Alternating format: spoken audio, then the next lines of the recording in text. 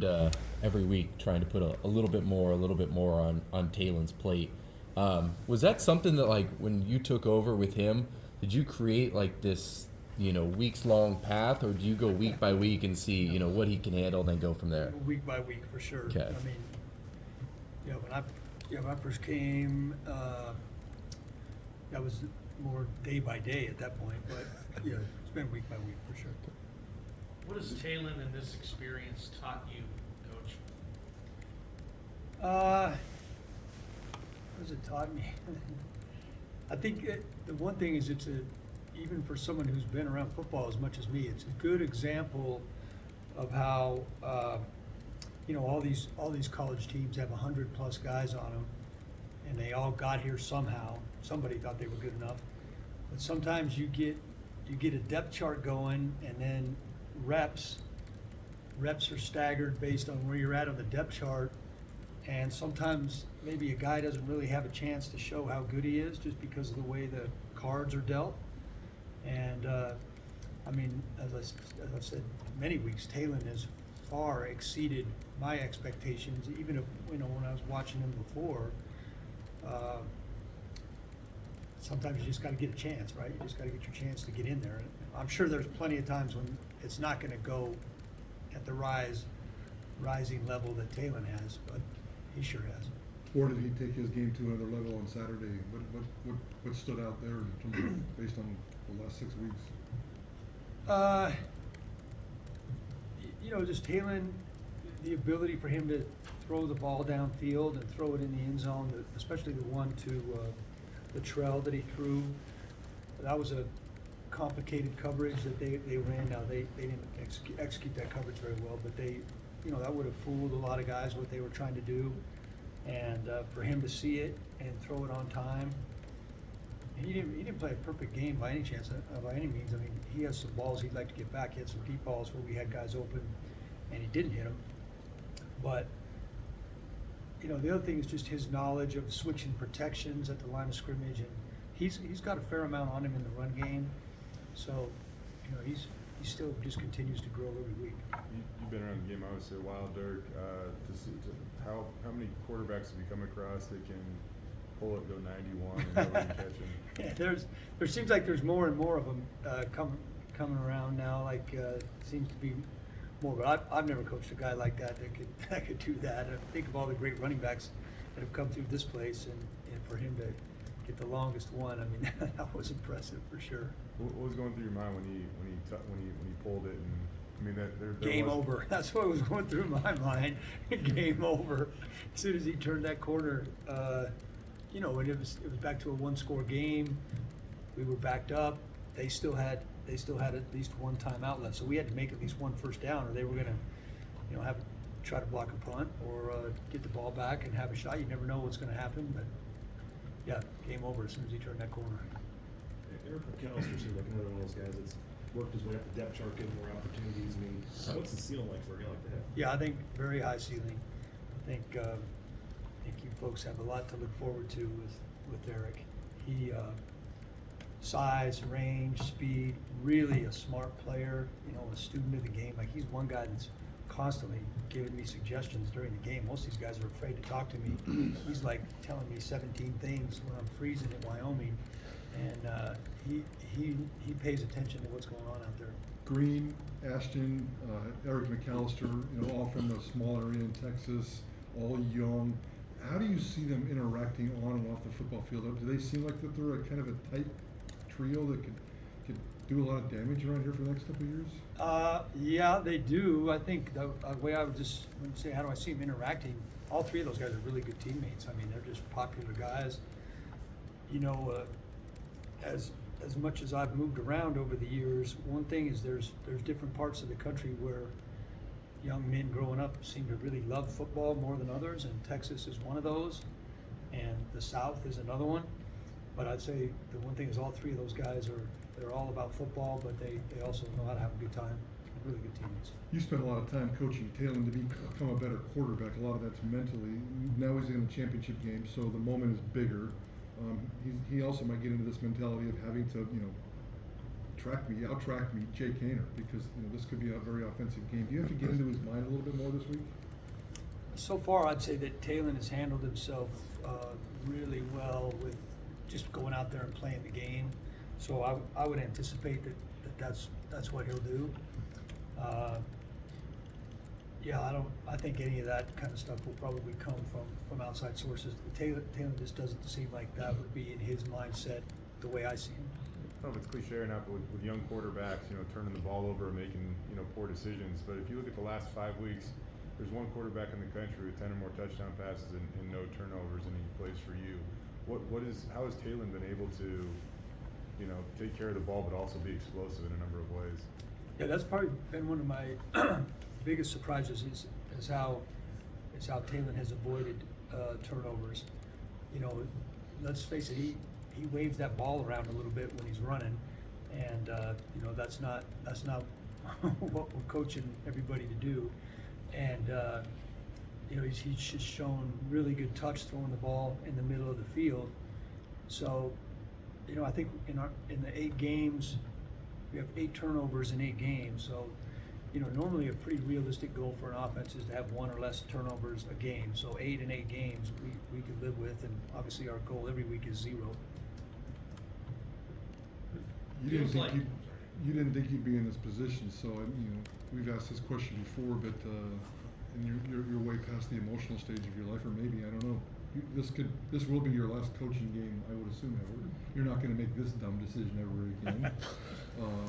Any kind of emotions and thoughts about just the last 6 weeks, the last 8 weeks, and it'll definitely be over for you on the blue on Saturday. Yeah, to be honest, I hadn't given that 1 second thought. Like right now, it's a normal Monday, and you got a ton of film built up there to watch a very good Fresno defense, and that's really all we're thinking about right now. Andy does a great job of how he talks to these guys about it's all in the preparation, and that's just what we're doing right now. You did say when you came back, one of the reasons was for the seniors and your sons, for these players to have a chance to finish and to now be in the title game. Is there some? I know it's not just you, obviously, but I mean, is there some satisfaction with where the team is now? And this is kind of why you came back, right? Well, again, I haven't. We haven't. Now's not the time to reflect on that kind of stuff. So, this is just a work day to me. This is just a Monday, and the players are definitely excited. You could tell when they came back. They had Saturday off. When they came back, we had team meeting and a little light practice yesterday.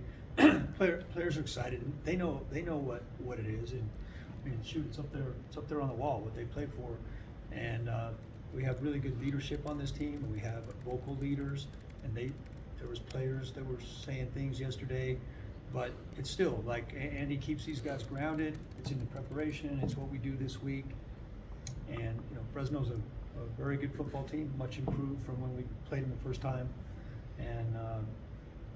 It's going to be a really good Saturday championship football game. You've mentioned how well the job Andy's done at kind of keeping the main thing for these guys. Mm-hmm. If Talon goes on and wins this game, being the star quarterback at a place like Boise State brings media and attention and all that stuff. How it seems like he's a guy who is well equipped to handle that, and what do you think? How is he going to handle that? I don't know. All this name, image, likeness stuff and all that. I know he's got one deal right now, and I give him a hard time about it. I'm sure he's gonna do better. But again, Talon's a happy kid playing football and getting better every week. And I'm not sure that right now between school and football he has time to think about, and then his family, he doesn't have a whole lot else to think about, but I don't ask him those kind of questions. I mean, I have fun with him in the meetings, coach him hard in practice, and enjoy watching him play on Saturday. He hasn't gotten you any free pizza yet? We gotta be in here. We're gonna do a little trade-off. My NIL is for free chlorine, and his is for pizza. We're gonna do a pizza chlorine swap. Andy at times this year has mentioned, like fake confidence and real confidence. Yeah. When it comes to a guy like Latrell Caples, how much real confidence does he have? And he just kind of has enjoyed, listening to him after the game, where on that touchdown, he said that he's like, we knew that Utah State was not going to communicate that, and you hit him big. One thing I really admire about Latrell is he's kind of a quiet kid, and he was one of the kids that I had a harder time getting to know early when I was watching. But now that I do know him better, he is a really honest kid, and he'll call it like he sees it, and even if it's his fault. I appreciate that about him a lot. And as far as the real confidence, fake confidence, again, that's another thing Andy stresses, and I can't think of one guy off the top of my head that sits in these seats that has fake confidence. That Clydesdale package, I know was kind of in before you obviously took over as OC, but you also continued to utilize that, and you got Scott another touchdown, I think, on the same play they ran last year. What do you like about that package, and how have you kind of either just stuck with what was working or adapted that at all too? Yeah, well, everybody has a goal line package, where you call it your 23, 2 backs, 3 tight ends, and you put those D linemen are fighting to get on that team. And before I got here, going even back into last year, they did a really good job with that. And if you look at how those guys block on the perimeter, that's been very successful the last 2 years for Boise State. There's only so many plays you can run out of that personnel group, and we only have a handful out of that. So when they either have to commit to sell out to stop the run, or you're going to run it in on them, that's pretty much what it boils down to. If you can get movement, and that's where those big D linemen on the edges can get a little bit more movement than our normal tight ends can. So, you're always going to have at least one pass built in there. That basic goal line pass that he scored on last year and Saints scored. I mean, if you look at the NFL every year, that's the #1 goal line pass every year. The nub side tight end running a corner and the fullback in the flat. That's every team has that play. Obviously, you're focused on Saturday, but you also know Charlie Regal very well. And the unfortunate news of today, the question is, this profession, mentally, physically, health-wise, spits you up and chews you out, or however the phrase goes. Your thoughts on Charlie and a really tough decision that he had to make? Yeah, it's extremely disappointing to me. I talked to Charlie yesterday, as a matter of fact, and it's very disappointing because of the people that you leave behind, the staff, the athletic director and president who hired you, the people that believed in you. It's a tough job, right? That's a tough job. They're all tough jobs. But when you're trying to rebuild them, they're really tough, and it can wear on you in a lot of ways. Been there, so I understand it. So it's disappointing to me that Charlie didn't give it more time than 11 months. But at the same time, I don't walk in his shoes, and every person has the right to live their life. And the way this coaching thing works right now, I'm sure Charlie probably doubled his money, if not more, by going back to another job. So it's just I feel bad for the people that are left behind, because, like I said, I've been on both sides of that. Last question. Dirk, it seems like Talon will look downfield a lot of times before check down, and I want to know, you guys have been striking deep. Is that rare that a quarterback that young would do that? Situation seems like a lot of guys will take the safe route first and just move on to the next play, but it's not turning the ball over either. But you guys are going downfield a lot. Yeah, well, trust me, it's way better to have a guy doing it that way than the other way. It's hard to break a guy out of captain checkdown mode and get him to go the other way. Now, there's times when we've been trying to get Talon, hey, you need to check that one down. So that's something he's going to have to improve on checking the ball down. But if those guys are open down the field, keep hitting them. Good key coaching point there. Keep hitting those open guys down the field. Thanks, Coach.